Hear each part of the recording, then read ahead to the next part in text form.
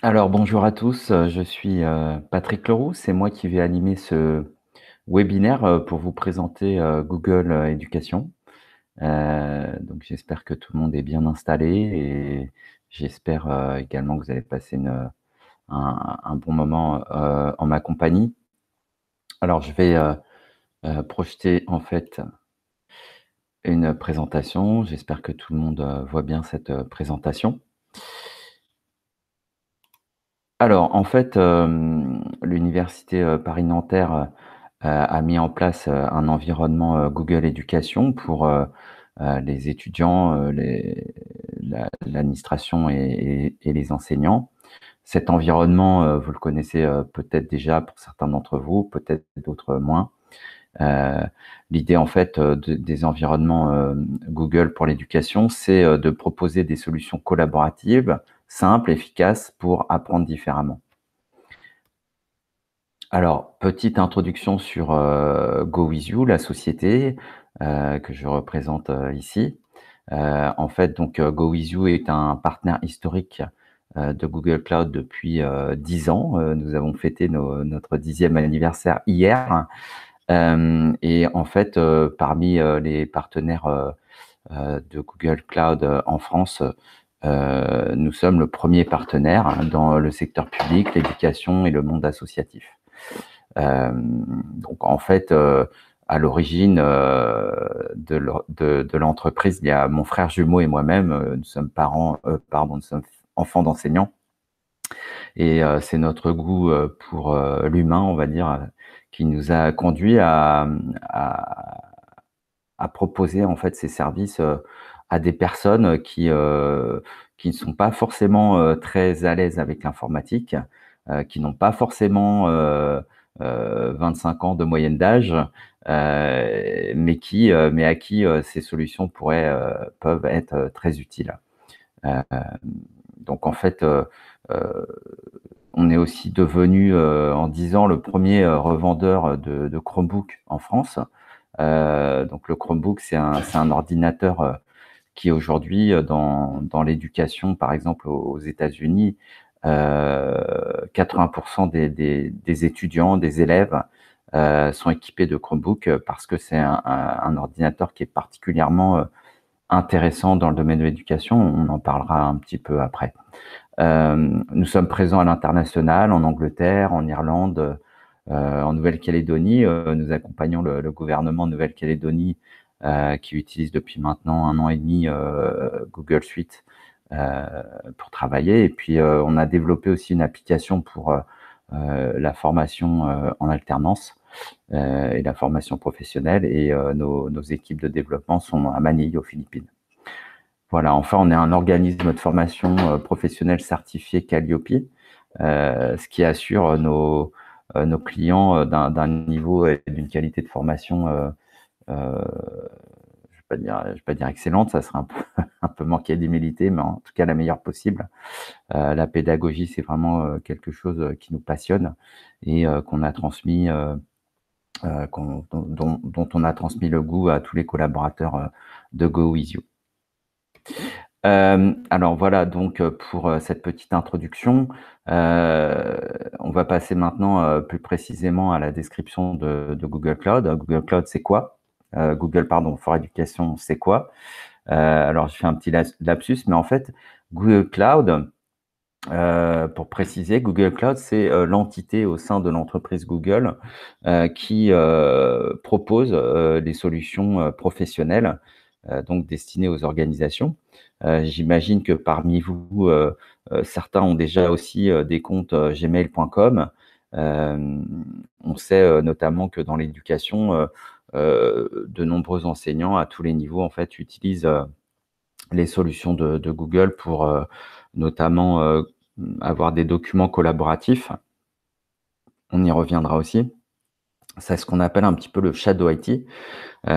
Pourquoi? Parce qu'en fait, la différence entre un compte gmail.com, donc qui s'appuie sur un domaine public, gmail.com c'est un domaine public, et un compte professionnel qui va s'appuyer sur un domaine privé, c'est qu'en fait, dans un domaine privé, donc vous, c'est @parisnanterre.fr, ce domaine appartient à l'université et donc tout ce qui va se passer à l'intérieur de ce domaine est propriété de l'organisation qui détient et qui a déclaré ce domaine. Donc, en fait, Google Cloud, ça adresse ces solutions aux entreprises, aux collectivités, aux associations, aux écoles, à partir du domaine privé de ces organisations.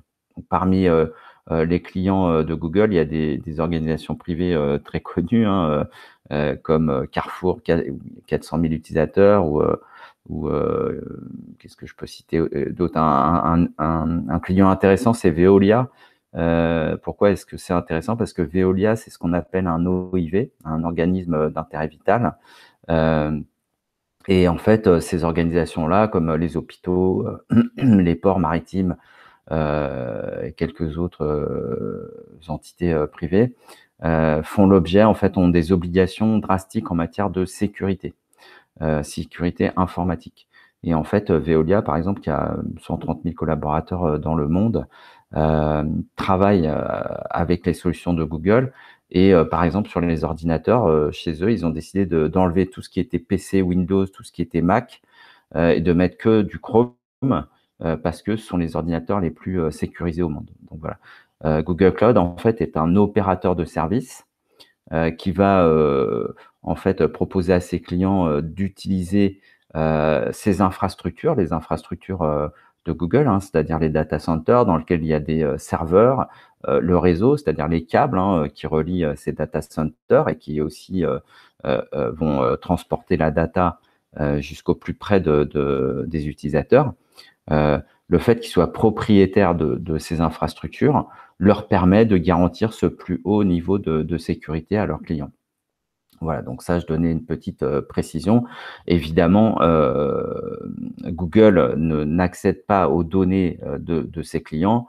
Vous imaginez bien que Airbus aussi, qui est par exemple un des gros clients de Google, ne pourrait pas envisager de travailler en imaginant que les données puissent être captées, exploitées, utilisées à d'autres fins que des fins privées. Voilà. Donc ça, c'est important. Cette partie-là, je voulais passer un petit temps là-dessus pour vous expliquer ce qu'est Google Cloud. Alors en fait, au sein de Google Cloud, il y a une autre entité qui est dédiée à l'offre pour l'éducation. Donc l'offre pour l'éducation, c'est ce qu'on va voir ensemble. Aujourd'hui, ça regroupe en fait trois on va dire, solutions. On a G Suite, G Suite pour l'éducation. G Suite, c'est la suite collaborative, on va y revenir. On a Google Classroom, donc qui est intégré à G Suite, mais on va faire un petit focus dessus, qui est un outil en fait de diffusion de cours, de support pédagogique, d'interaction aussi avec les étudiants, qui va permettre aussi notamment de travailler en visioconférence, à distance, etc. Qui va permettre aussi de distribuer des devoirs, hein, si on peut appeler ça, et aussi de gérer ses devoirs, les notes, etc. Et puis donc la troisième offre, c'est tout ce qui va être autour du Chromebook. Donc même si c'est pas totalement le sujet aujourd'hui, je vais quand même vous préciser un petit peu ce que c'est cette offre. En fait, le Chromebook, c'est quoi? Pourquoi est-ce que c'est aussi intéressant dans l'éducation? D'abord parce que ce sont des ordinateurs qui sont conçus, donc il y a toute une gamme qui est conçue spécialement pour l'éducation. Notamment, ils sont renforcés, voilà, on peut même les faire tomber par terre sans qu'ils cassent. Donc ça, c'est peut-être plus intéressant pour les jeunes élèves, mais bon, les étudiants peuvent aussi lancer leur sac pour le jeter par terre, et donc c'est intéressant d'avoir des ordinateurs renforcés. Enfin, ensuite, ce qui est vraiment, alors là, pour le coup, vraiment intéressant, c'est que le Chromebook va démarrer en moins de 10 secondes tout le temps. C'est la règle. Même s'il y a une mise à jour du système d'exploitation, en fait, l'ordinateur démarre en moins de 10 secondes. Donc ça, c'est un petit peu ce qui a empêché l'usage approfondi des ordinateurs en classe ou en amphi, hein, peut-être. C'est que lorsque, en tant qu'enseignant, on ne sait pas si on va avoir des problèmes avec le démarrage des ordinateurs, c'est un petit peu un frein Vous savez, le fameux revenez dans 20 minutes, le temps de mettre à jour le système, ça c'est un problème. Une grande autonomie de batterie aussi. Et puis aussi des ordinateurs qui en fait peuvent être administrés de manière très efficace à partir d'une console d'administration lorsque les ordinateurs appartiennent à l'établissement. Voilà, donc ça c'était le petit. Alors le Chromebook, c'est intéressant aussi, c'est que ça coûte pas cher. Il y a des modèles à partir de 300 €. Et puis tout ce qui est disponible sur Android, donc sur vos téléphones Android, toutes les applications Android sont aussi disponibles dans cet environnement Chrome sur ces Chromebooks. Donc voilà ce qui fait aujourd'hui le succès de ces ordinateurs un peu partout. En France, on est souvent un peu en retard à l'allumage. Donc, en fait, aujourd'hui, vous avez peut-être vu pas mal de publicités sur les Chromebooks. Ça commence à être assez connu. Mais en Suède, en Angleterre, en Espagne même, depuis déjà 3 ans, ils se vendent plus de Chromebooks, de Chrome OS que de PC ou de Mac dans les usages écoles. Alors, si on fait un petit focus maintenant sur G Suite, une fois qu'on a expliqué ça, en fait, donc G Suite, c'est un ensemble d'outils qui sont intégrés, c'est-à-dire qu'ils sont reliés entre eux, vous allez pouvoir le constater, qui vont être accessibles en fait depuis n'importe où et depuis n'importe quel appareil, et puis 24 heures sur 24. Donc en fait, on peut accéder à son environnement de travail depuis son propre ordinateur, depuis une tablette, depuis un smartphone, mais on peut aussi accéder à son environnement de travail depuis un ordinateur dans un business center, dans un hôtel à l'étranger, si je suis en déplacement. On n'a vraiment aucune limite. L'autre point important aussi et intéressant, c'est que je vous parlais des infrastructures de Google qui sont colossales, hein. C'est le 3e fabricant de serveurs au monde et c'est le 2e propriétaire de réseau IP aussi au monde. Donc, on sait que le moteur de recherche Google que vous utilisez peut-être régulièrement est toujours disponible 24 heures sur 24 avec des temps de réponse toujours excellents. Eh bien, en fait, ce sont les mêmes infrastructures qu'on utilise pour travailler, pour collaborer, communiquer, etc. Je vous parlais tout à l'heure de la Nouvelle-Calédonie. On a des réunions, moi-même j'ai des réunions régulièrement, j'en ai au moins 2 par semaine en visioconférence. Parfois, c'est très très tôt le matin parce que c'est la fin de la journée chez eux. Parfois, je fais ces visioconférences dans le métro, dans le train, en déplacement, depuis mon téléphone mobile si je suis dans les transports en commun. Ça marche parfaitement bien et on travaille comme si on était dans le même bureau. Donc ça, c'est assez à la fois impressionnant et appréciable, et notamment dans le contexte actuel que nous subissons tous. C'est quand même très important de savoir qu'on va pouvoir continuer d'adresser les étudiants en TP ou en cours en diffusant, enfin en utilisant ces solutions, celles que j'utilise là actuellement pour diffuser ce webinaire, en est le parfait exemple. Alors en fait, on peut découper les solutions en 5 grandes familles. Tout d'abord, on a des solutions qui vont nous permettre d'administrer et de sécuriser l'environnement. Donc ça, c'est géré par les équipes d'Abdel à l'informatique. Ils ont accès donc à une console d'administration, et au sein de cette console d'administration, on va pouvoir gérer les étudiants, on va pouvoir donc les utilisateurs, hein, donc les étudiants, personnel administratif et vous les enseignants. Gérer, ça veut dire quoi? Ça veut dire gérer des droits. Par exemple, certains utilisateurs n'ont pas accès à la messagerie Gmail parce que vous utilisez une autre messagerie.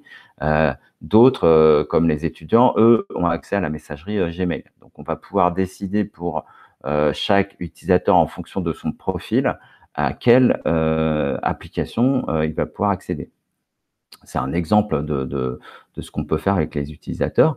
Donc, on va aussi pouvoir gérer les applications, à savoir quelles sont les applications qu'on autorise d'utiliser dans le domaine de parisnanterre.fr.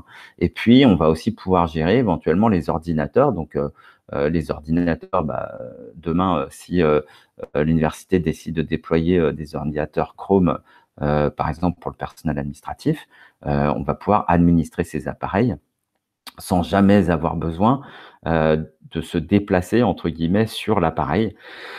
C'est un des avantages.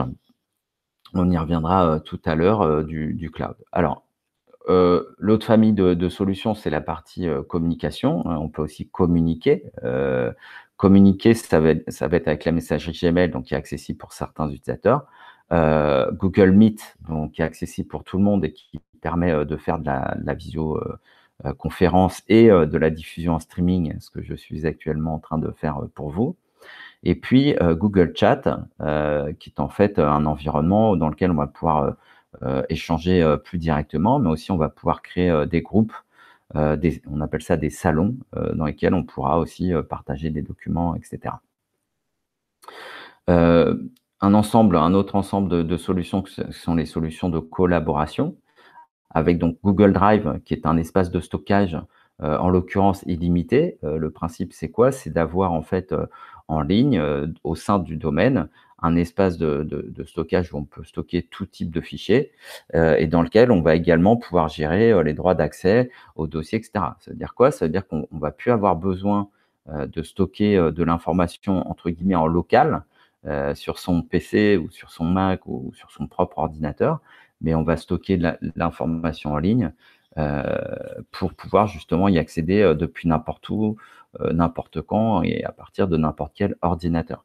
Au sein avec Google Drive, on va aussi avoir une suite bureautique, donc suite bureautique composée de plusieurs outils bureautiques, hein.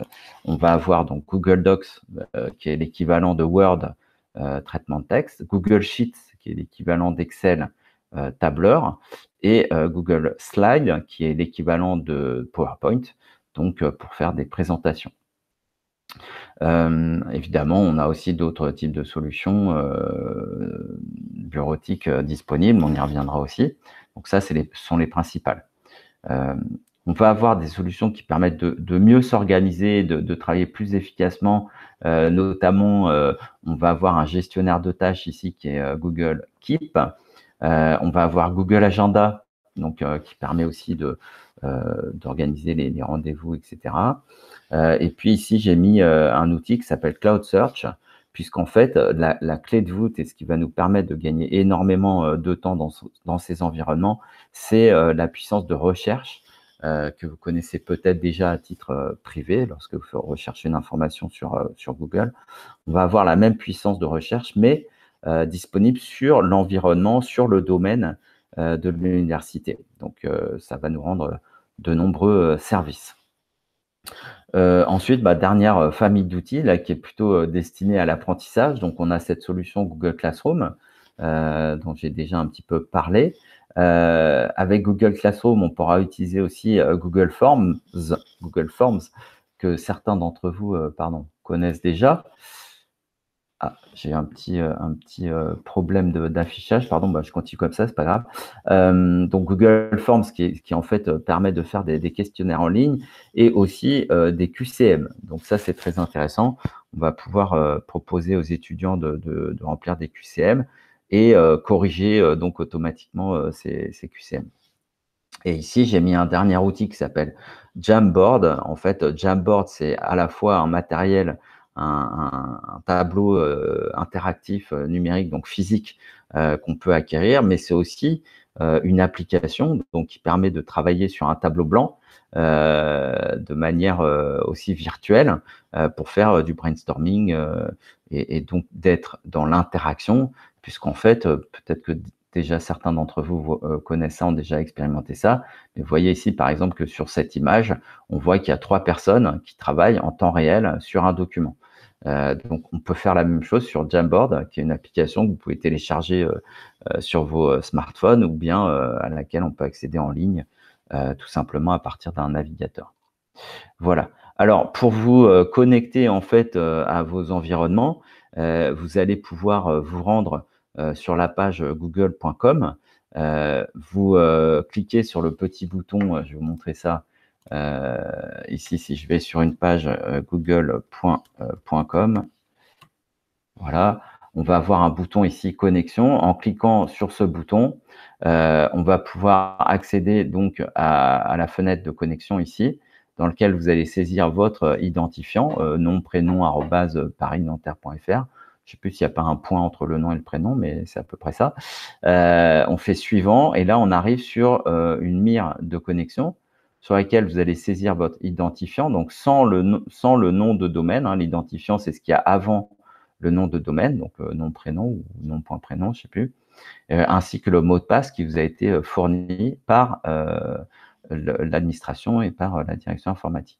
Ensuite, vous faites se connecter et vous devez arriver sur une page. Vous allez sur gsuite.nanterre.fr.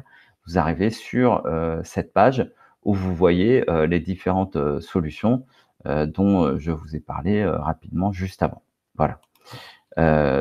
Donc voilà pour cette partie introduction. Alors, ce que je vais faire maintenant, je vais passer sur la partie démonstration.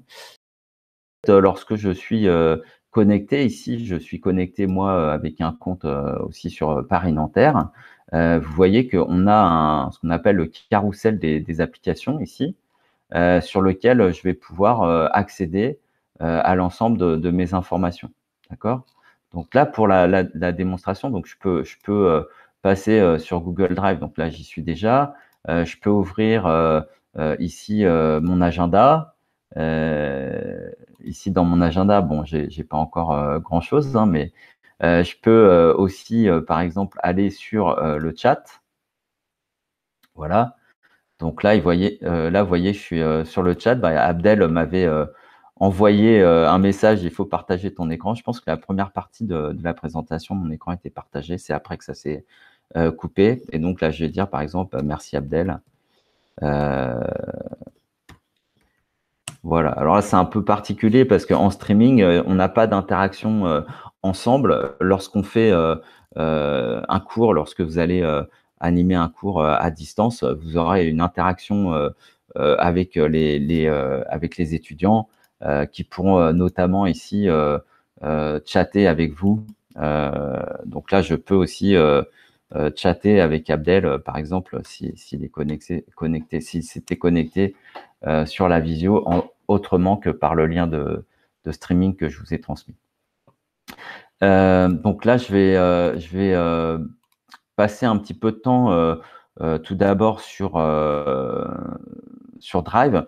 En fait, je vais passer sur mon compte personnel. Donc là, je suis passé, vous voyez, sur mon compte professionnel personnel pour vous montrer avec plus d'informations disponibles ce qu'on peut faire dans Google Drive. Donc voilà, là, je suis sur mon Drive à moi. Donc, vous voyez que j'ai une vue ici, une vue prioritaire qui me permet d'accéder rapidement à des documents en quelques clics. On a dans Drive, on a deux en fait systèmes de Drive. On a ça, c'est mon Drive à moi, donc ça, c'est comme si c'était mon disque dur, d'accord? Et puis ici, j'ai mes drives partagés, et là, c'est l'équivalent des répertoires réseau que vous pouvez avoir dans des environnements Windows, peut-être plus que vous connaissez pour l'instant, peut-être mieux que les environnements Google. Mais on a bien les deux logiques. Donc là, mon Drive, où je peux aussi créer des dossiers, les partager, etc. Et puis ici, mes drives partagés, où là, où j'ai accès à des dossiers auxquels on m'a donné accès. Donc, pour illustrer, par exemple, si je vais sur ce dossier-là, vous voyez que je regarde sur ce dossier, je regarde un petit peu comment ça marche.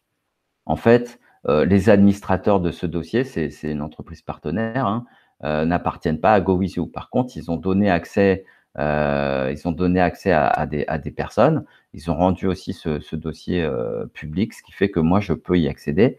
Et on voit qu'il y a différents rôles, lecteur, administrateur, gestionnaire de contenu, etc.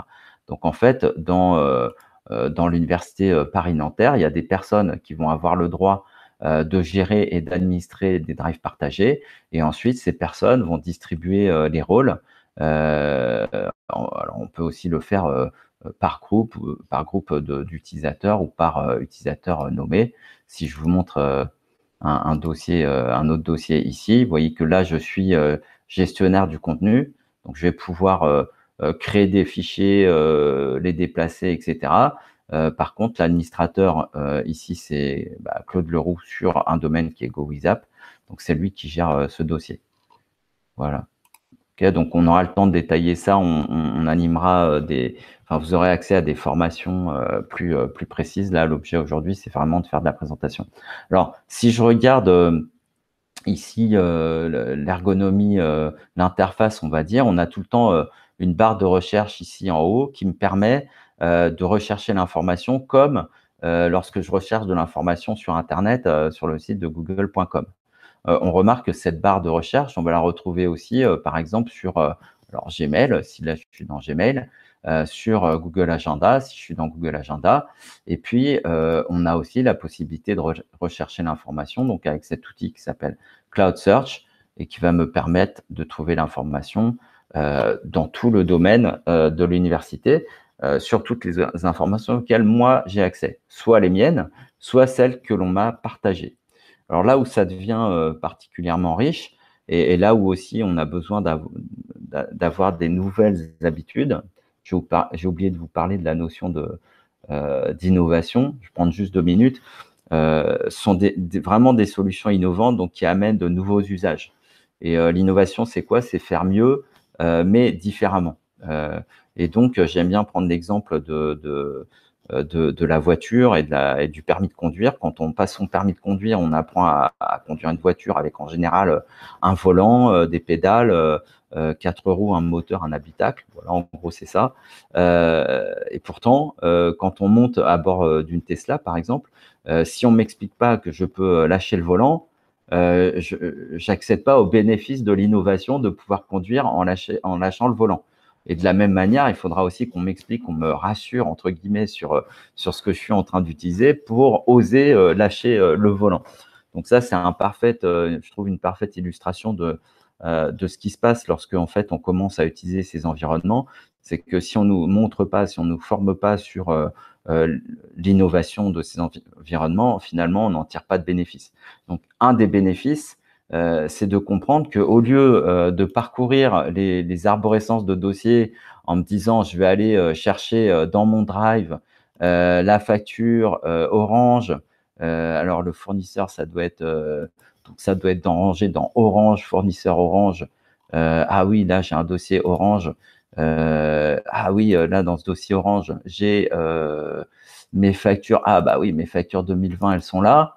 Donc là, voilà, j'ai fait ce qu'on fait d'habitude. Hein. Alors, c'est aussi bien pour rechercher que pour ranger. Donc, au lieu de faire ça, ce qu'on va faire, c'est qu'on va dire, bah moi, je veux en fait accéder à mes factures Orange.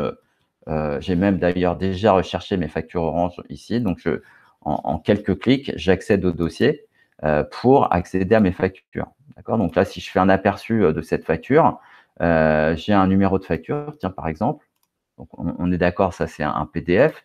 Donc, ce numéro de facture, si je suis ici et que je recherche ce numéro de facture, ah bah tiens, il me propose directement d'accéder à la facture. Alors là, j'ai la facture que je vous ai déjà montrée.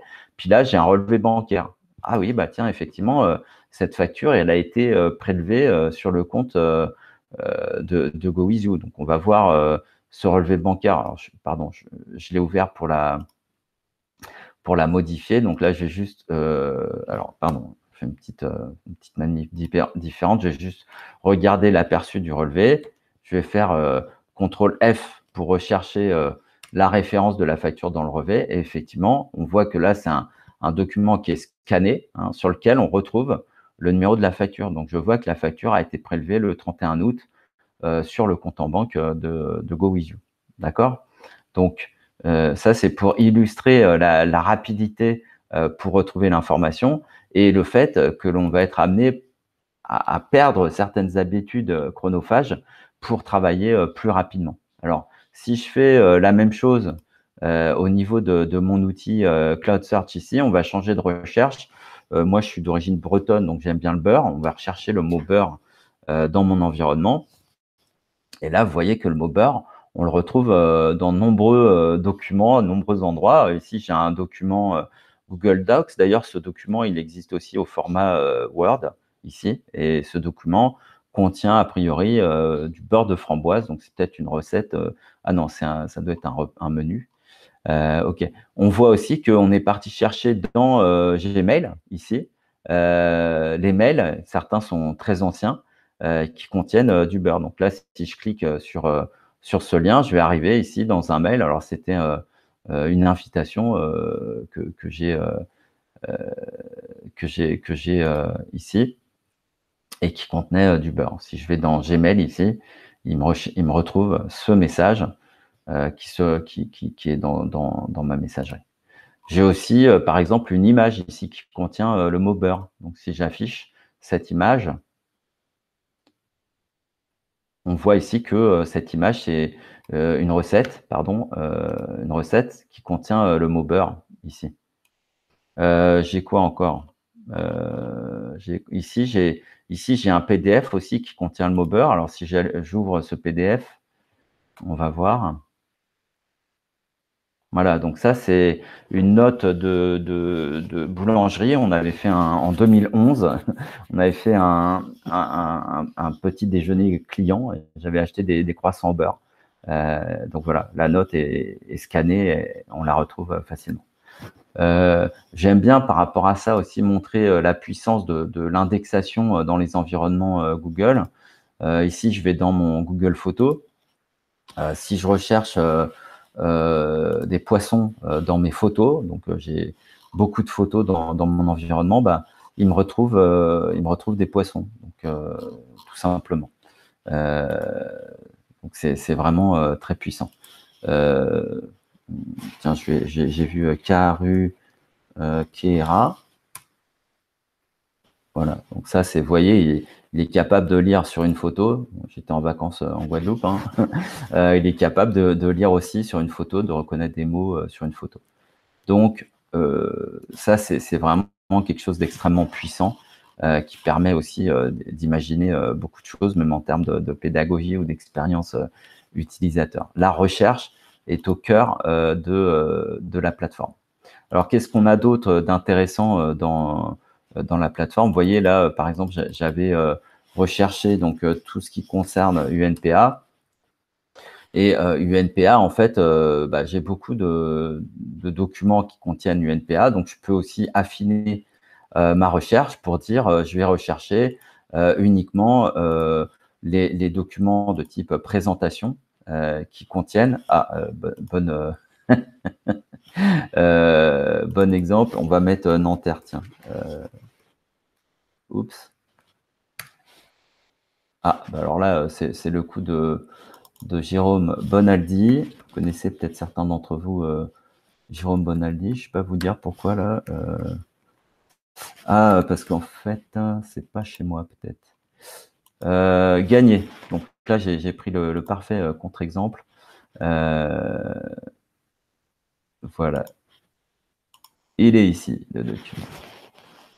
Alors, on a aussi des moyens rapides pour retrouver des documents. Par exemple, ici, j'ai accès à tous les derniers documents que j'ai ouverts. Donc là, vous voyez, depuis ce matin, l'ensemble des documents auxquels j'ai accédé.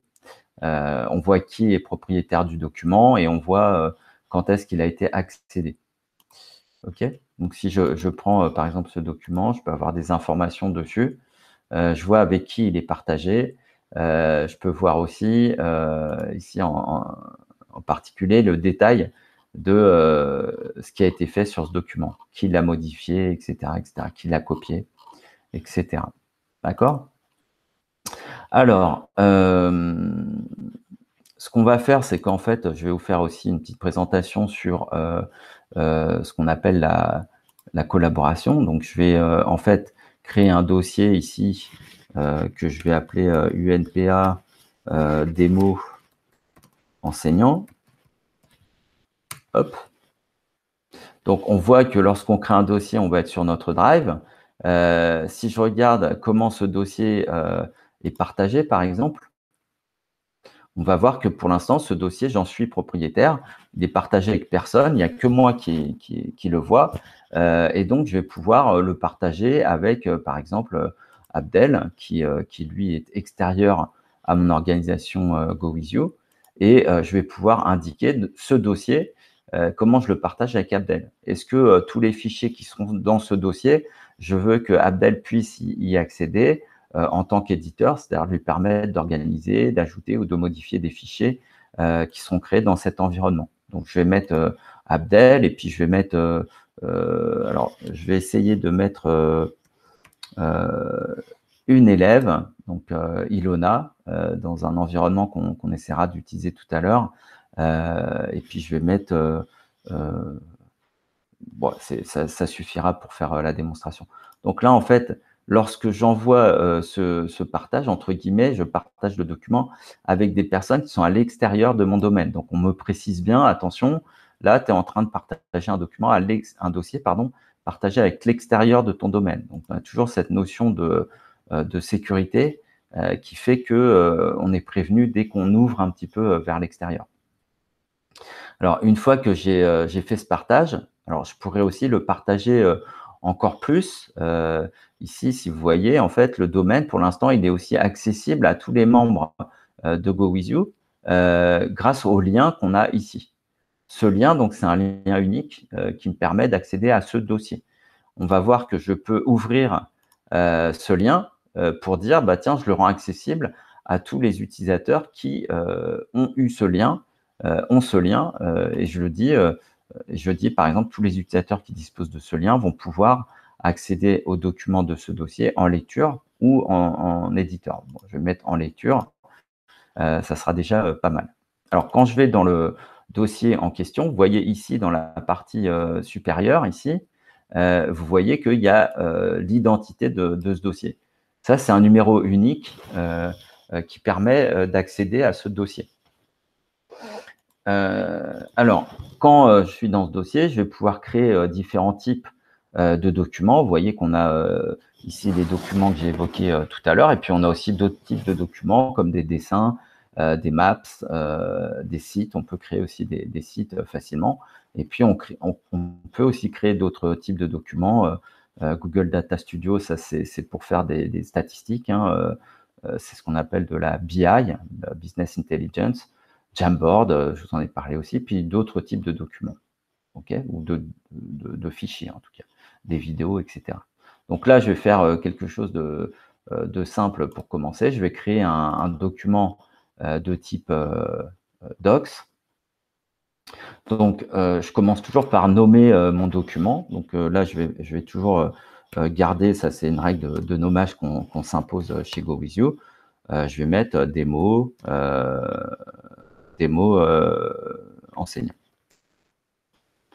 OK. Donc, ce document qui a été créé dans le dossier, on voit qu'il a hérité des mêmes droits de partage que le dossier, puisque c'est la philosophie en fait qu'on retrouve systématiquement dans les dossiers partagés partout. Et donc, sur ce document, je vais pouvoir travailler simplement. Hein. Alors, comme je suis un peu feignant, je peux tout à fait faire de la saisie vocale, par exemple. Je suis en train de faire une présentation des outils de Google for Education. Ces outils sont des outils collaboratifs très puissants. Donc, vous voyez que, alors je peux avoir des petites fautes. On va corriger les fautes simplement. Et puis, je vais comme ça gagner du temps. Donc ça, c'est la saisie vocale. Ce que je vais faire, c'est que je vais me connecter en fait maintenant avec mon téléphone. Faire une petite manipulation qui va vous permettre de voir que avec mon téléphone, je peux aussi travailler. Donc, ce que je fais, c'est que je vais me connecter au document sur mon téléphone. J'ai mon téléphone en main. Hop. Donc le document est visible. Je ne sais pas si vous voyez mon téléphone ici. Je vais faire une petite manipulation pour que vous me voyez. Donc là, en fait, sur mon téléphone, voilà, je vais accéder au document. Donc on voit que le document est visible.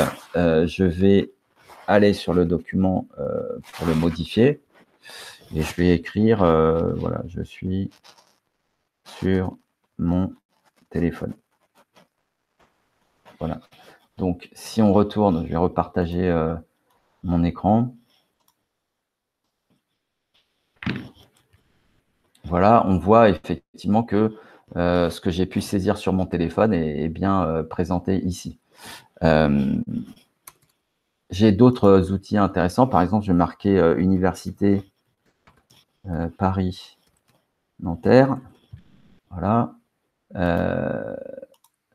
Université Paris-Nanterre. Je vais faire une recherche, je vais explorer le mot Université Paris-Nanterre sur le web. Donc, on voit ici qu'on accède au site web de l'Université Paris-Nanterre en un clic.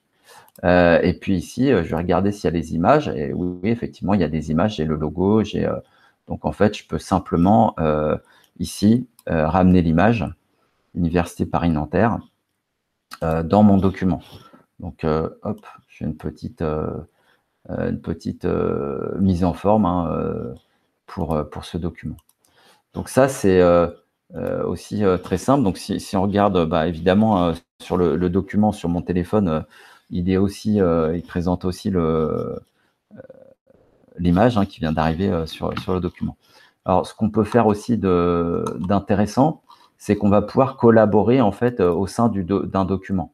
Par exemple, ici, je peux dire, tiens, je vais faire un commentaire, et puis je vais dire à Ilona, qui est donc une étudiante avec qui j'ai partagé ce document, merci de relire ce passage qui mérite d'être précisé. Et là, ce que je peux faire, c'est que je vais attribuer une tâche à Ilona qui va être donc notifiée de mon commentaire dans son document, dans ce document, et qui va pouvoir donc le prendre en compte, le traiter, et puis ensuite dire j'ai fait le nécessaire. Donc, comment ça marche? En fait, elle va être notifiée, mais on peut aussi retrouver ici dans Drive tous les documents sur lesquels on m'a attribué une tâche. Voilà. Donc là, il y en a un certain nombre sur lesquels je peux aller dire, tiens, j'ai traité cette tâche. Je vous montre par exemple sur une feuille de calcul, on a le même principe. Voilà, donc là, on a travaillé sur une consultation justement. Et là, en fait, j'ai attribué une tâche pardon, on m'a attribué une tâche, donc Sylvain m'a attribué une tâche. Et là, je peux dire OK, fait, et puis je réponds. Donc, on a un fil de discussion dans le document et je peux fermer la tâche qui m'avait été attribuée. Donc là, c'est quelque chose aussi qui est intéressant pour travailler à plusieurs et travailler soit en direct, en live, on peut être à plusieurs sur le document, soit en mode collaboratif, tout simplement. Alors, je ne sais pas si ça aurait été super si Abdel avait pu accéder au document. Je ne sais pas s'il suit en direct ou pas la visio, mais il aurait pu aussi noter des choses dans le document. Pourquoi je disais ça? Parce qu'en fait, ici, on va se rendre compte que il y a autre chose qui est très intéressant, c'est que lorsqu'on modifie un document, toutes les modifications du document sont enregistrées. Donc là, il n'y a que moi qui ai modifié ce document, mais ici, si je veux voir ce qui a été fait ici à 10h44 par Patrick, Patrick a écrit Université Paris-Nanterre. Et donc, je peux suivre comme ça toutes les modifications qui ont été faites. Donc, si on est plusieurs à modifier ce document, je vois qui a fait quoi, quand, etc. Donc, ça, c'est intéressant dans le cadre de l'enseignement parce que sur un travail de groupe, on peut aussi tout à fait voir quelles sont les contributions des uns et des autres dans le document. Et puis, évidemment, on peut, en cas de nécessité, revenir à une version antérieure du document. Je prends 2 minutes pour expliquer justement voilà. Merci Abdel de ta contribution. Super, donc Abdel est en train de suivre la visio et vous voyez que justement, si je vais sur l'historique des versions, je vais afficher. On voit que Abdel a modifié le document et on voit ce qu'il a modifié dans le document. Vous voyez? Donc, merci beaucoup Abdel. Donc ça, c'est vraiment extrêmement intéressant je pense, hein, c'est un avis partagé par nombreuses personnes. Alors, on a aussi beaucoup de possibilités. J'aime bien montrer, parce que quand on parle d'innovation, parfois, vous savez, sur un clavier, on cherche des caractères. Moi, sur mon clavier, je ne sais pas faire le caractère oméga. Bah, voilà comment on introduit le caractère oméga sur un document.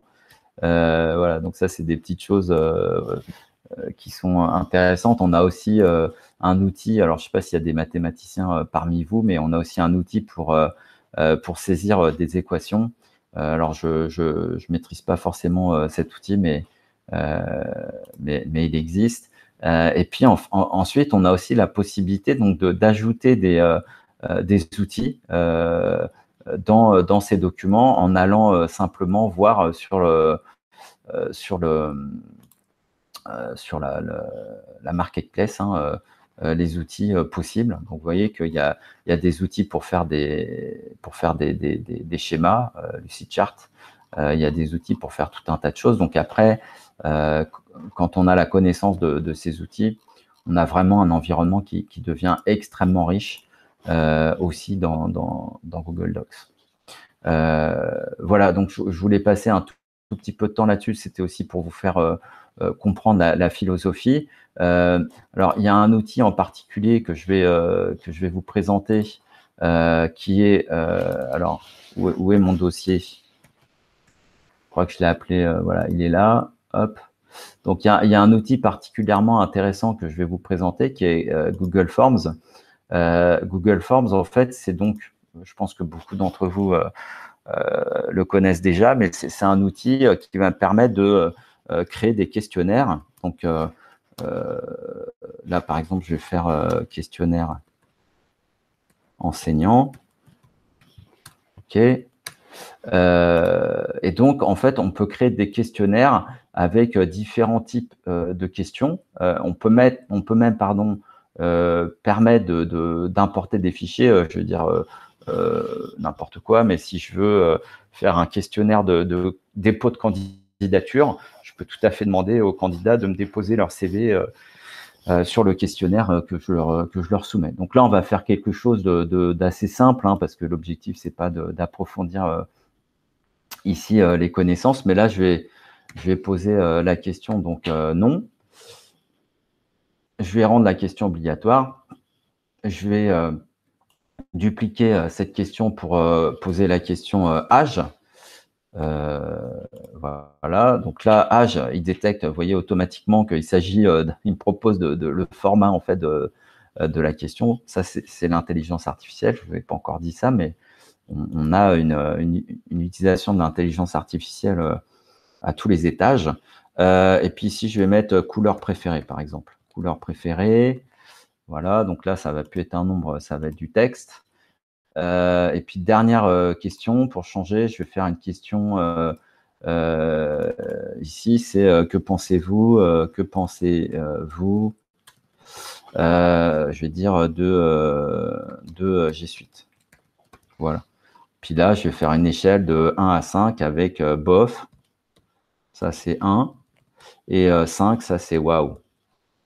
Voilà. Ce sont des questions obligatoires. Je peux, par exemple, ici, améliorer un petit peu la forme de mon document. Je vais choisir une image. Tiens, je peux importer, je vais importer un fichier. Je vais voir si je trouve le logo. Logo Paris. Non, alors UNPA, je vais mettre UNPA. Enlève tes moufles. Est-ce que je l'ai? Oui, je l'ai. Hop, donc là, je vais intégrer le logo. Alors, vite fait, hop, je vais charger. Voilà, donc là, vous voyez qu'il me propose des couleurs qui sont adaptées aux couleurs du logo. Ensuite, ce que je vais faire, c'est que je vais dire oui, ça m'intéresse de collecter l'adresse mail des personnes qui vont répondre. Et puis là, ce que je vais dire, c'est le formulaire. Soit je le laisse accessible uniquement quand c'est en interne, donc sur le domaine GoWizU, donc à l'intérieur de l'université, soit par exemple, si je veux faire une enquête publique, je vais ouvrir le formulaire, la possibilité d'y répondre en dehors de l'université. Ici, je peux afficher une barre de progression, afficher un lien pour envoyer une autre réponse. Ici, je vais dire merci de votre contribution. Hop. Et puis ici, on voit qu'on peut aussi convertir le formulaire en QCM. Donc, si je convertis le formulaire en QCM, on aura d'autres options. Ça, vous les verrez quand on fera des formations. Alors ici, ce que je vais faire, c'est que les réponses, je vais aller les collecter dans une feuille de calcul, simplement, donc qui va porter le même nom que le formulaire. Voilà, donc là, on est en train de créer la feuille de calcul qui se crée automatiquement. Et vous voyez que dans la feuille de calcul, on va avoir un eurodateur, on va avoir une adresse mail, celle de la personne qui répond, son nom, et ensuite ses réponses, tout simplement.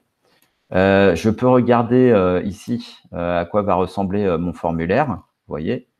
Et donc, je peux même compléter le formulaire ici, par exemple, pour tester. Je vais mettre bleu, OK. Et puis, moi, je trouve que c'est plutôt waouh, j'y suis.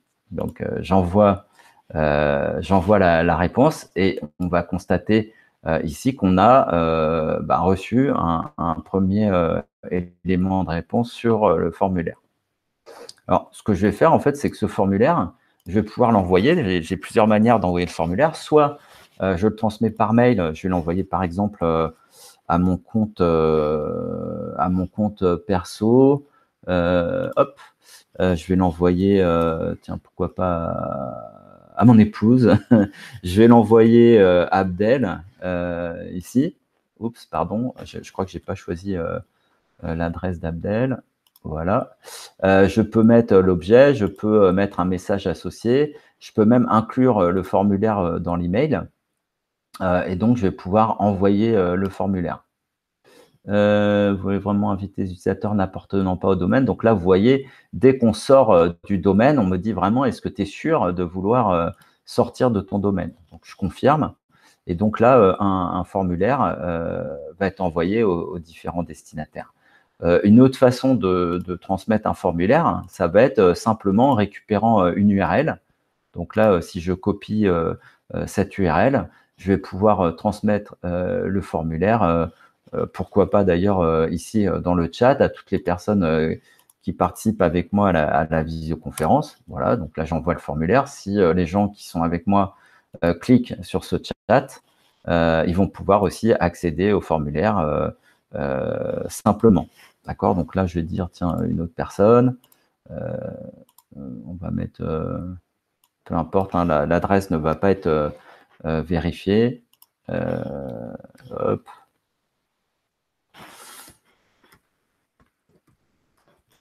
Je prends l'identité de mon frère, mais comme on est jumeaux, c'est plus simple. Je connais même son âge par cœur. Et sa couleur préférée, je sais pas. Je vais dire vert. Bon, je sais qu'il est aussi fan de G Suite, mais je vais mettre 4 juste pour le fun. Donc là, en fait, on voit que on a normalement une deuxième ligne dans notre feuille de réception. Voilà, effectivement, on a une deuxième ligne. Le formulaire a été complété à 10h57 ici. Alors, ce qu'on peut faire aussi ici dans la feuille de calcul qui reçoit les réponses, on peut mettre en place des règles de notification. Et donc, je vais dire, chaque fois qu'un utilisateur envoie un formulaire, moi, je vais être prévenu immédiatement par mail. D'accord? Donc là, j'ai mis en place une règle de notification qui va me permettre de savoir. Ça serait super si Abdel pouvait aussi compléter le formulaire qu'il a dû recevoir. Moi, je vais compléter. Alors, je vous fais toute la famille Leroux là. Hop.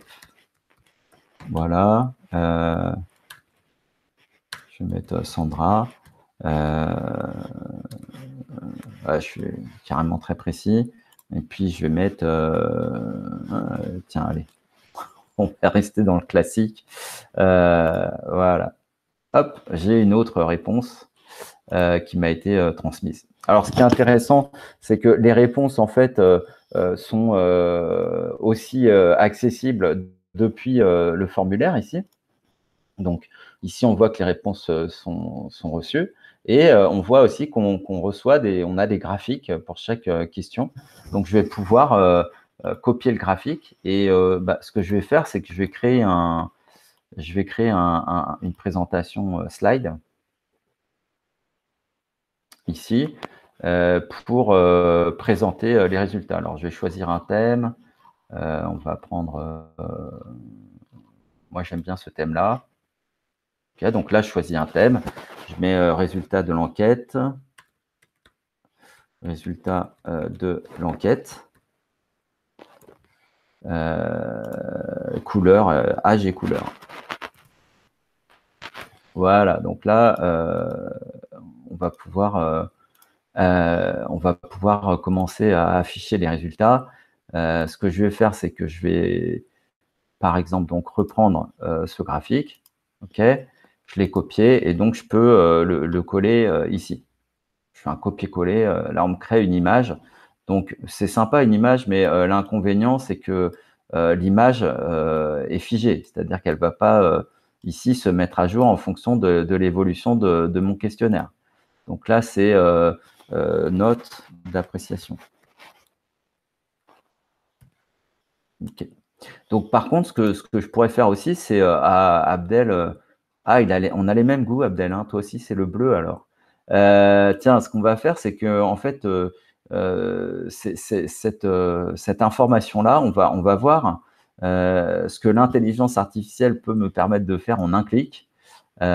Simplement, ça peut me permettre en un clic d'obtenir un schéma, donc, un graphique. Donc là, vous voyez, je vais prendre ce graphique. Bon, après, je peux aussi modifier le graphique. Hein, c'est très, très riche. Là, c'est pas le but de changer les couleurs, etc. Mais je peux aussi tout à fait faire ça ou prendre un graphique. Bah tiens, est-ce que je vais vite tiens, on va quand même le faire vite fait. Hop, on va fermer ça. On va dire modifier le graphique. Et puis, vous voyez, on peut encore davantage modifier. Personnaliser. Ah oui, voilà. Non, ce que je voulais, c'était prendre un graphique plutôt en secteur. Ah, ça, c'est pas mal comme... et puis on va mettre répartition plutôt que nombre. Répartition de couleur préférée. Voilà.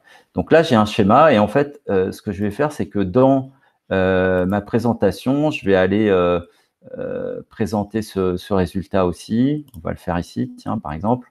Et là, je vais faire insérer un graphique que je vais retrouver depuis mes feuilles de calcul. Donc là, il va me mettre naturellement, enfin j'espère naturellement, ici, vous voyez qu'il y a d'autres personnes que moi qui travaillent en même temps. Hein. Il y a quelqu'un qui a modifié ce fichier-là à 11h01. Moi, j'ai modifié ce fichier-là. Donc, il me propose toujours les derniers fichiers modifiés en premier, toujours dans l'idée de gagner du temps. Et là, effectivement, je retrouve mon graphique qui est là, super. Donc, la différence entre ce graphique-là qui est une image et ce graphique-là qui est en fait un graphique importé, c'est que évidemment, lorsque je vais compléter, ce qu'on va faire, c'est que je vais compléter, pardon, c'est ici. Je vais recompléter, on va y arriver. Ici, je vais mettre nubia.le.roux@gmail. Ça, c'est une adresse fictive. Gmail.com. Je complète juste Nubia. Hop. Et là, je vais mettre qu'est-ce qui me manque comme couleur rouge. Voilà. OK. Donc là, j'envoie une nouvelle réponse. Donc là, effectivement, on voit que mon graphique a évolué. Et ce qui est assez sympathique, c'est qu'on voit ici que dans mon Google Slide, mon équivalent PowerPoint, je peux aussi mettre à jour le graphique naturellement. Donc, ce qui est assez sympa, c'est qu'effectivement, on prend conscience que tout se passe donc dans mon environnement sécurisé, cloud, rien ne se passe sur mon poste de travail et on a une interaction, une mise à jour immédiate de toutes les informations avec une richesse d'interaction, de collaboration importante. Donc, vous voyez qu'ici aussi, on a toujours l'historique des versions, de la même manière que dans notre document, tout à l'heure. De la même manière, ici, on va avoir aussi l'historique des versions. Voilà. Donc, ici, on voit qu'on a même, là, on va avoir pour chaque réponse, hein, alors, c'est anonyme ici, puisqu'on ne se connecte pas pour arriver sur ce document. Et on a même la possibilité, je vais vous montrer ça. Par exemple, je vais changer la couleur ici, je vais mettre noir. Ici, si je fais clic droit, je peux afficher l'historique des modifications sur une cellule. Donc, vous voyez ici, Patrick a modifié la couleur, la valeur vert qu'il a remplacée par noir. Donc, c'est vraiment très puissant. D'accord. Au niveau des feuilles de calcul, pareil, on a évidemment toutes les possibilités d'écrire des macros. On a la possibilité aussi de travailler sur ce qu'on appelle du big data. Vous voyez ici, on a des connecteurs vers du BigQuery, donc pour traiter des sommes, enfin des quantités astronomiques de données.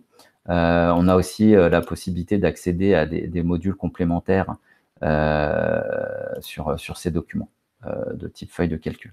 Voilà, pour la partie bureautique pure, on va dire, voilà ce que je voulais vous montrer. Alors, maintenant, ce que je voudrais faire, c'est me projeter dans Google Classroom. Donc, pour faire ça, ici, vous voyez toujours mon écran. Simplement, ce que je vais vous montrer, c'est que vous avez accès à l'application Google Classroom ici. Voilà. Donc, ici, en fait, j'ai la possibilité de créer des cours ou de rejoindre un cours. Mais bon, moi, en tant qu'enseignant, je vais créer un cours et je vais dire un cours sur statistiques. Voilà.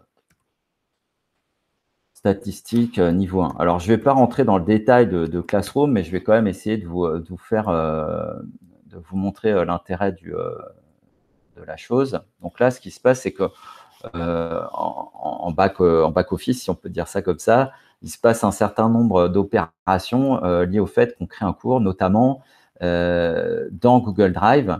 On va créer un dossier qui va permettre de stocker l'intégralité de ce cours. Alors, comme ici, c'est montré, hein, je vais pouvoir créer des annonces. Donc, j'ai des flux ici, un flux d'échange avec mes étudiants. Je vais pouvoir réutiliser les annonces donc d'une année sur l'autre ou alors pour tous les cours dont je suis enseignant. Ensuite, ici, je vais pouvoir créer des travaux et des devoirs. Donc, voilà, ici, des devoirs, des questionnaires, des questions, des documents, faire des posts, etc., modifier des thèmes. Je vais pouvoir également donc inviter des participants. Alors, ce qui se passe, c'est qu'aujourd'hui, moi, je ne connais pas forcément les élèves, même si, alors, je ne sais pas si elle va être là. Je fais un test. Non, je la vois pas ici. Alors, peut-être que comme ça, je vais la voir. Voilà, elle est là. Je me permets parce qu'en fait, Siobhan Blanquet, c'est ma nièce. Donc, elle est à l'université Paris-Nanterre. Donc, je crée une invitation pour elle sur ce cours. Je l'ai prévenue que je faisais une présentation. Et donc, bon, je ne pense pas qu'elle accepte l'invitation tout de suite. Mais donc là, on va pouvoir inviter des élèves soit individuellement, soit par classe, en fait, puisqu'on peut aussi travailler sur des classes. D'accord ? Donc là, c'est la façon dont je propose aux élèves de me rejoindre. Et puis ici, je vais pouvoir avoir, on verra plus tard, des notes. OK ? Alors, ce que je peux faire aussi d'intéressant, c'est que je peux déclencher, en fait, créer des liens pour ici convier les élèves au cours. Donc, pour l'enseignement à distance, on va pouvoir, en fait, utiliser ce lien lorsque les élèves voudront rejoindre ce cours. Donc, vous voyez ici, je clique et là, j'ai un cours, enfin, j'ai une salle quelque part qui a été créé et qui me permet ici d'animer mon cours. Et je peux ici inviter des personnes à me rejoindre sur ce cours. Alors, je ne sais pas si Abdel va recevoir l'invitation, mais pourquoi pas? On va voir, on va patienter un petit peu. Alors ensuite, ce qu'on peut voir, c'est qu'ici, on a en fait dans notre Drive un dossier qui s'appelle Classroom, dans lequel on va retrouver ici tous les documents associés à ce cours. Donc, ce que je vais faire, c'est que je vais créer Qu'est-ce que je vais faire? Je vais créer un petit Google document, ok, dans ce cours, et je vais l'appeler statistiques intro. Ok, là je vais poser une question, c'est à quelle époque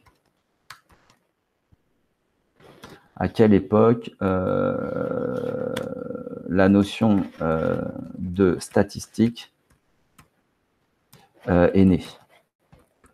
Waouh, je suis en forme ce matin pour poser une question comme ça.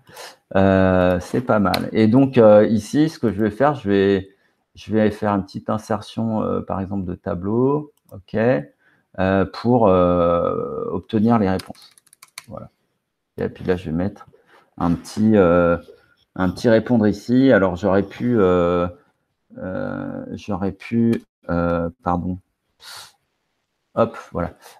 J'aurais pu faire un formulaire aussi pour faire ça, mais voilà, j'ai fait un document simple qui s'appelle statistique intro, tout simplement.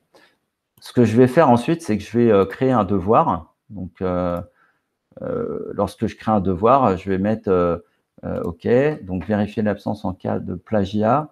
Hop, donc on peut aussi surveiller le plagiat.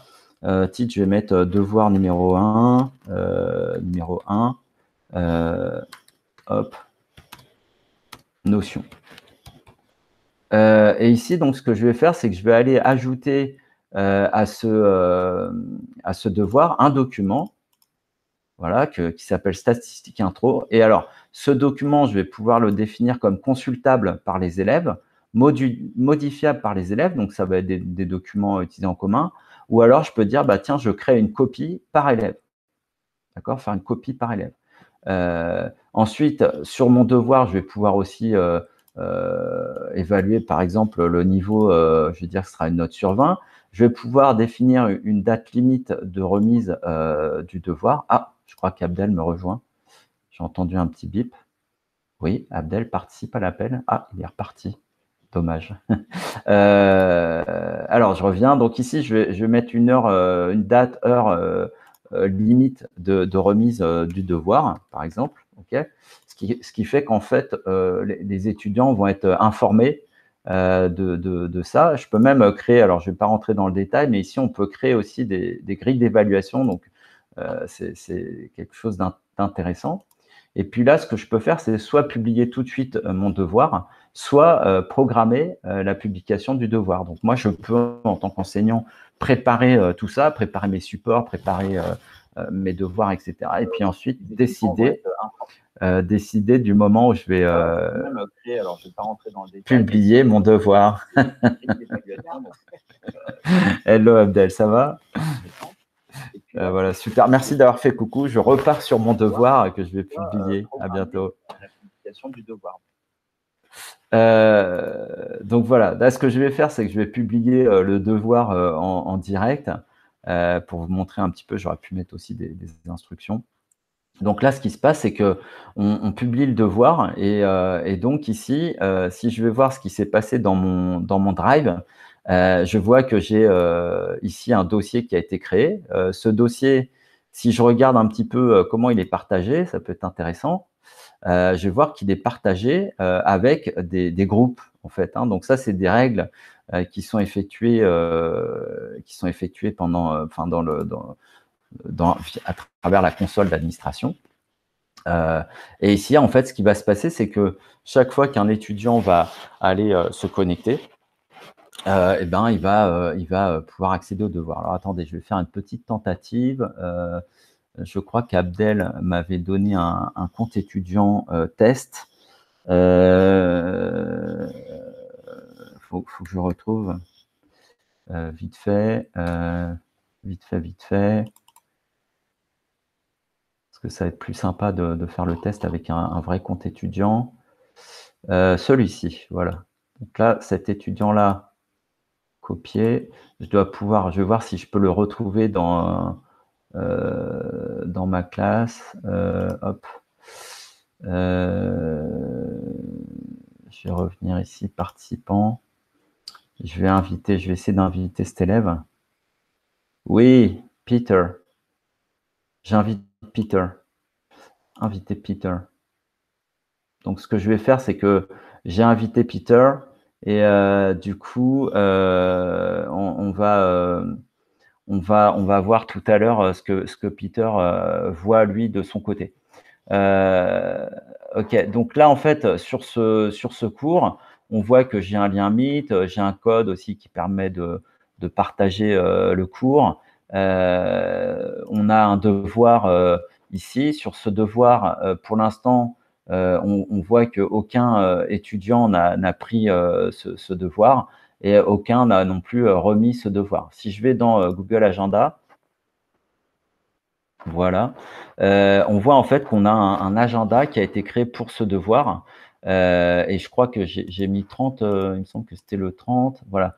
Ici, vous voyez que j'ai un rendez-vous qui me permet en fait d'accéder directement, quand je clique sur ce lien, d'accéder directement à mon devoir. Donc, quand je vais être étudiant, ça va être pareil. Alors, le problème que j'ai, c'est que je ne suis pas sûr de pouvoir me connecter en même temps en tant qu'étudiant. Et si je referme, j'ai peur en fait j'ai peur que le streaming s'arrête si je passe sur le compte de l'élève en question. Et là, je ne crois pas que je vais pouvoir me connecter. Alors, est-ce que on va utiliser le chat? Ce que je vais faire, c'est que je vais utiliser le chat pour voir avec Abdel. Abdel, peux-tu te connecter avec le compte test? Donc là, c'est ce compte. Et venir. Alors, je vais faire une visio avec Abdel. Ça va être intéressant. Abdel, est-ce que tu peux revenir sur la visio si tu m'entends? Ça va être super. En fait, ce que je vais faire, c'est que je vais faire une simulation de cours avec Abdel. Il nous reste 14 minutes, donc on va avoir le temps de faire ça. J'espère qu'il est derrière son ordinateur. Je vais l'appeler pour voir. On va essayer de gagner du temps. Alors, ce que j'ai oublié de vous dire aussi, en attendant que ça se fasse, c'est que vous allez recevoir en fait un questionnaire pour poser des questions et pour aussi évaluer cette première présentation. Abdel? Ouais, tu peux te mettre sur la visio? Merci. Ouais. Voilà, donc Abdel va se connecter.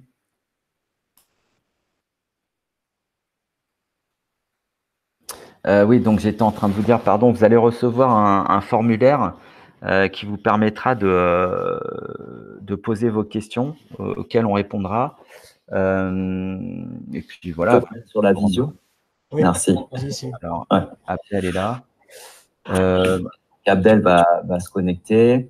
Peut-être que tu peux couper ton haut-parleur, ouais, parce que comme ça, et en plus, il y a un décalage. Un formulaire qui vous permettra de… Voilà, tu es là. Est-ce que tu peux… Alors, est-ce que tu es connecté avec le compte étudiant, Abdel?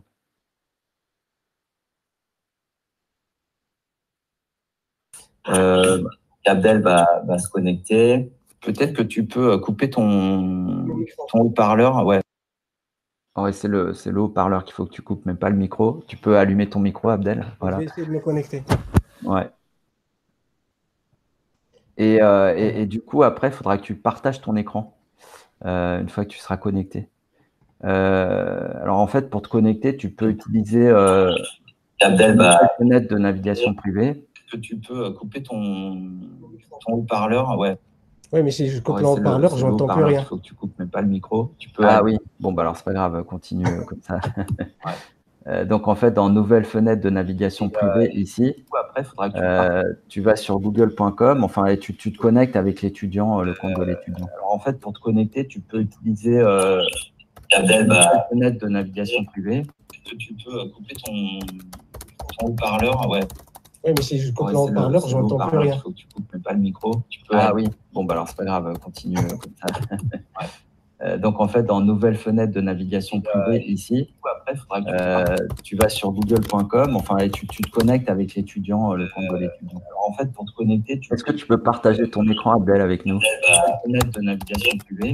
Tu peux couper ton haut-parleur, ouais. Oui, mais si je coupe le haut-parleur, je n'entends plus rien. Il faut que tu coupes, mais pas le micro. Ah oui, bon, bah alors c'est pas grave, continue comme ça. Donc en fait, dans nouvelle fenêtre de navigation privée, ici, après, faudra que tu vas sur google.com, enfin, et tu en attendant, je vais fermer les choses. Alors en fait, pour te connecter, est-ce que tu peux partager ton écran, Abdel, avec nous? Fenêtre de navigation privée. Tu peux couper ton haut-parleur, ouais. Qu'est-ce que tu veux que je partage? Ton écran. Ah oui. Ah, Bon, bah, attends 2 minutes, je ne suis pas encore connecté.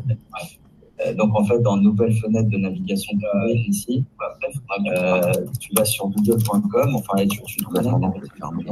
En attendant, ce que je vais faire, c'est, je voulais vous montrer quand même aussi quelque chose d'intéressant, c'est que là, j'ai beaucoup parlé des documents en format Google, donc vous avez compris la puissance de ce document.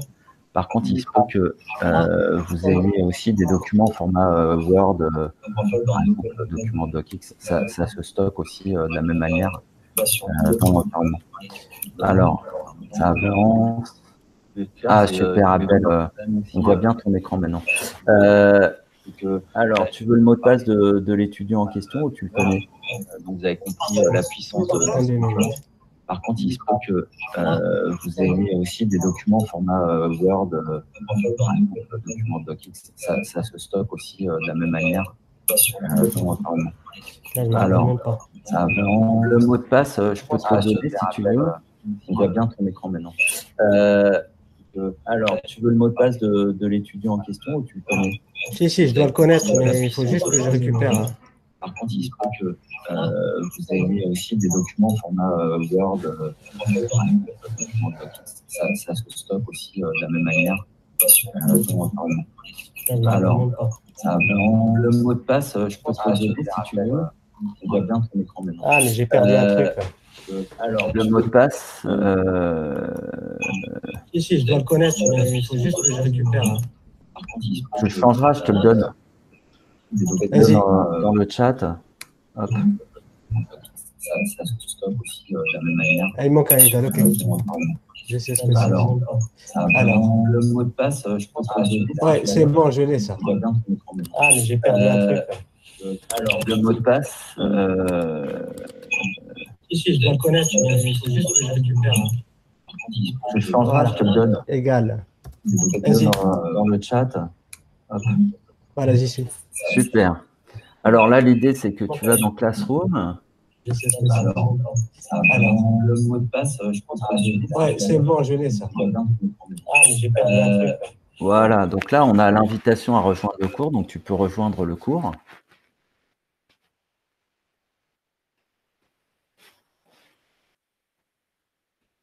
Tu rejoins le cours.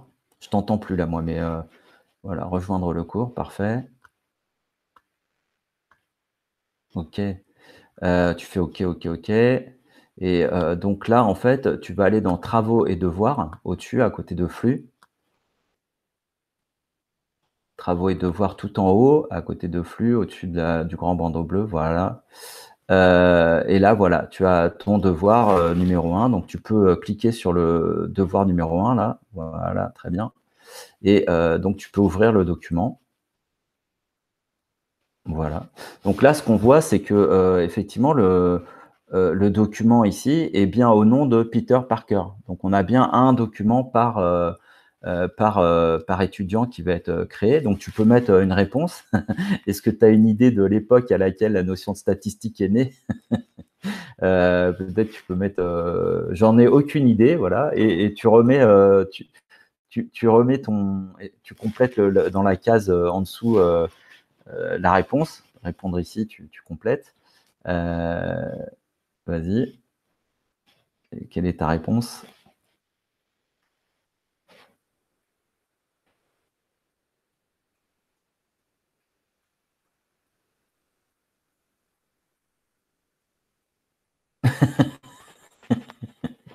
Très bonne réponse. Alors, on verra quelle note tu auras. Et là, en haut à droite, à côté de partage, le bouton bleu, tu peux remettre ton devoir. Donc là, tu cliques sur remettre le devoir. Et OK, tu peux faire OK. Et donc là, on te dit, est-ce que tu veux bien rendre ton devoir avec les pièces que tu as complétées? Et donc là, le devoir est remis. Merci beaucoup, Abdel. Je vais pouvoir reprendre la main de mon côté. Tu peux arrêter ton partage d'écran. C'est génial. Et moi, je vais reprendre ma présentation pour terminer. Ici, donc, ce qui se passe, c'est qu'au niveau de comment dire, de chez moi, en fait, on va voir ici que j'ai un élève qui m'a remis, un étudiant qui m'a remis un devoir. Et donc, je vais pouvoir aller consulter en fait ce devoir. Alors, ce qui est intéressant aussi, c'est que on a une navigation qui va me permettre, dans le cas où j'ai plusieurs devoirs à corriger, qui va me permettre de passer d'un devoir à l'autre. Et quel que soit le statut du document travaillé. C'est-à-dire que je peux aussi imaginer accompagner un devoir ou un mémoire, par exemple, et faire des revues de mémoire avec les étudiants en cours de route. Donc ça, c'est aussi extrêmement pratique. Donc je vais pouvoir, dans ce devoir, je vais pouvoir aussi, comme je vous l'ai montré tout à l'heure, mettre des notifications. Peter Parker, voilà, hop. Donc là, je lui mets bonne idée, pas mal, bien vu, voilà, bien vu. Ça, c'est sûr, c'est bien vu. Je ne sais pas si c'est bien vu, peut-être comme ça. Je commente le devoir. Et donc, on va pouvoir interagir comme ça aussi en mode top réponse. Voilà.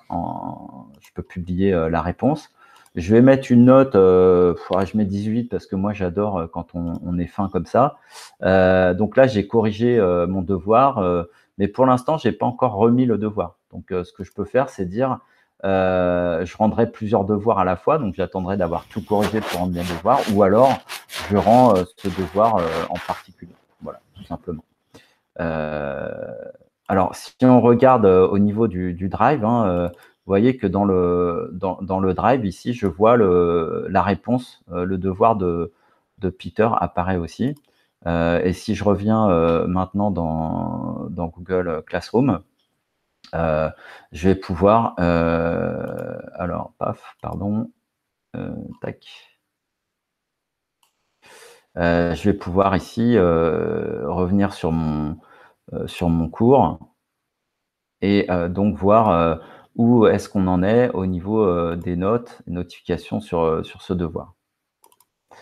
OK, donc là, hop, voilà, on voit qu'on a un devoir noté, on a la note qui est ici, etc. Voilà. Donc, voilà pour l'introduction, on va dire, à Classroom.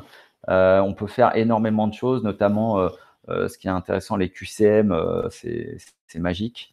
Et donc, on aura l'occasion de revenir sur tous ces sujets ultérieurement. Ma présentation va s'arrêter ici. J'espère que vous aurez passé un bon moment. Je remercie infiniment Abdel de sa contribution en live à l'animation de ce webinaire. On a filmé aussi, on a enregistré le webinaire, donc vous aurez l'occasion de le revoir ou de le partager pour cette première introduction aux outils de Google. Et donc, il me reste à vous souhaiter une excellente fin de journée, ainsi qu'un excellent week-end ensoleillé. Voilà, je vous dis à bientôt et bon courage pour cette rentrée 2020-2021. Au revoir.